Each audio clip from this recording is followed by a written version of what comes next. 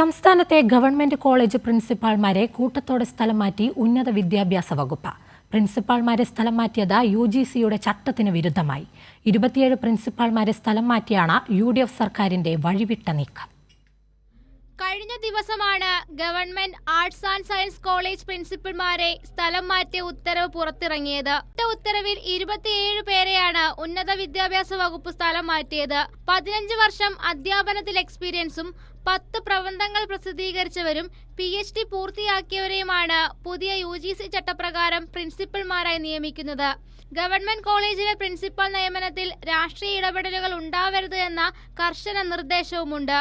കൂടാതെ കൂടുതൽ സർവീസ് ഉള്ളവർ കോളേജ് മേധാവിയായി വരുന്നതുകൊണ്ട് തന്നെ സ്വന്തം ജില്ലയിലോ അല്ലെങ്കിൽ വീടിനടുത്തുള്ള കോളേജുകളിലോ ആണ് നിയമിക്കാറുള്ളത്.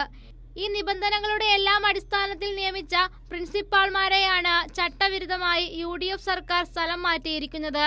ചട്ടം മറികടന്ന് പണിഷ്മെന്റ് നൽകുന്ന മാതൃകയിലാണ് ദൂരസ്ഥലങ്ങളിലേക്കുള്ള സ്ഥലം മാറ്റം. രാഷ്ട്രീയ ഇടപെടൽ ഉണ്ടാവരുത് എന്ന കർശന നിർദ്ദേശം മറികടന്ന് ഭരണാനുകൂല സംഘടനാ അധ്യാപകർക്കായുള്ള വഴിവിട്ട നീക്കമാണ് UDF സർക്കാർ നടത്തുന്നത്. കൈരളി ന്യൂസ്, തിരുവനന്തപുരം.